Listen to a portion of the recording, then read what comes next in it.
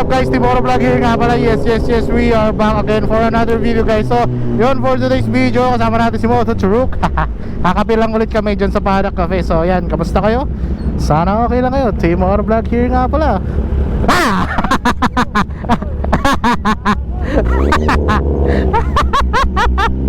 Gulat siya eh. So yun nga, parating ng bagyo sa amin, yung pinakamalakas na bagyo Yuan. Ewan ko kailan natin ma-upload to. Siguro late upload na rin to. Pero yan, sana malusap bagyo. Ingat tayo syempre. Kahit pa paano super typhoon yun, hindi basta-bastang bagyo yun.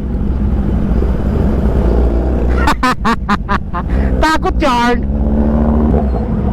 Hoy, tawiran yan oy. Tawiran yan. Oh.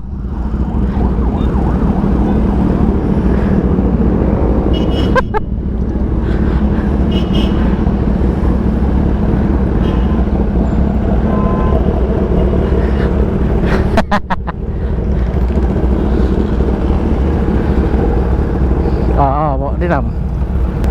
Ayos ka. Ayos na, prepared na.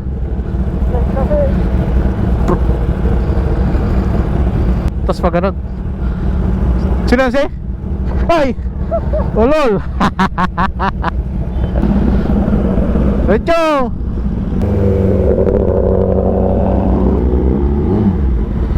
So ayan guys, dito kami Dagupan. Grabe traffic.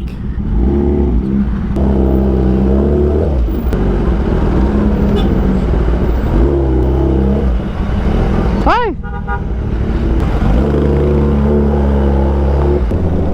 So yun, makwento ko nga sa inyo na talagang nagkaroon dito sa amin ngayon na paghahanda dahil sa super typhoon na yan guys. Kaya ito yung paghahanda namin ni Boss Pare.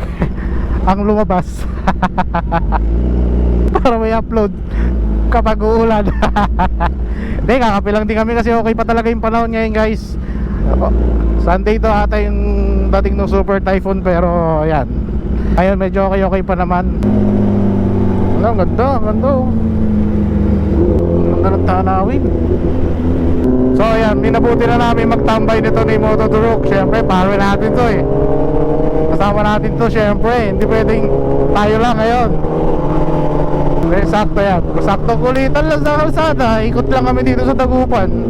Then magkakape doon tayo. Check natin yung Padak Cafe guys. Medyo okay din na spot yun. Napuntahan ko nung last. Kaya check natin.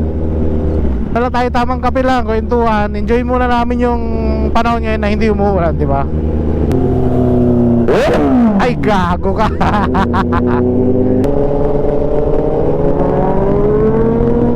Tangilong yun. Malastik.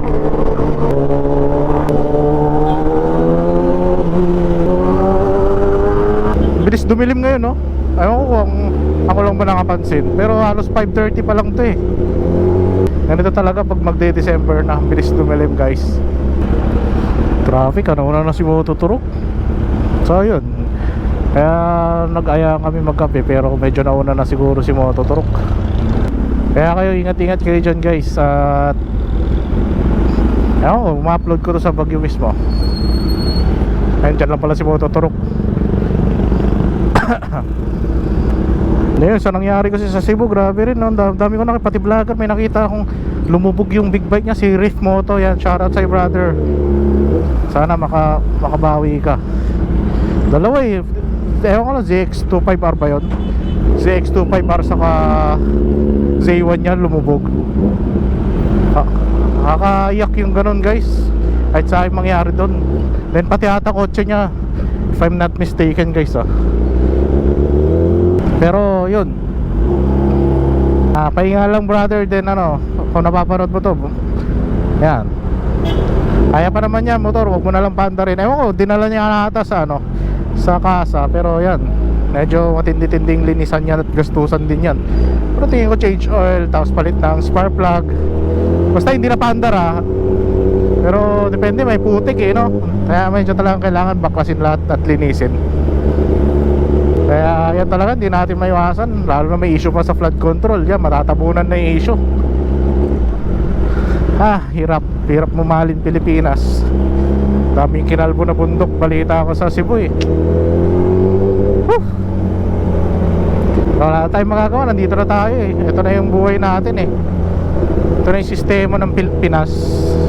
Kaya yakapin mo na lang eh. Hindi naman pwedeng umayaw tayo eh. Tayo lang din kawawa, walang time out sa totoong buhay guys.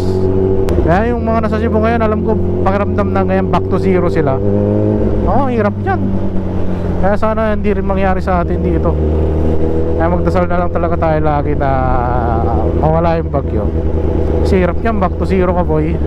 Daming problema, tapos daw magdag pa yung ganyan dahil sa flood control, hindi na ayos. So ayan guys, yan. Ito nga pala yung mud cart. Then dun, sa loob nito may coffee shop dyan guys. Baka hindi nyo pa alam sa mga taga-Dagupan dyan, may coffee shop dyan. Kaya yun ang papakita ko sa inyo ngayon, Paddock Cafe.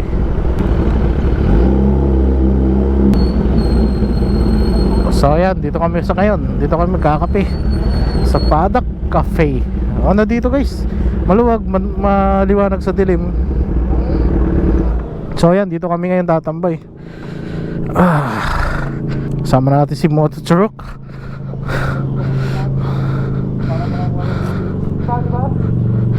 What's up, what's up?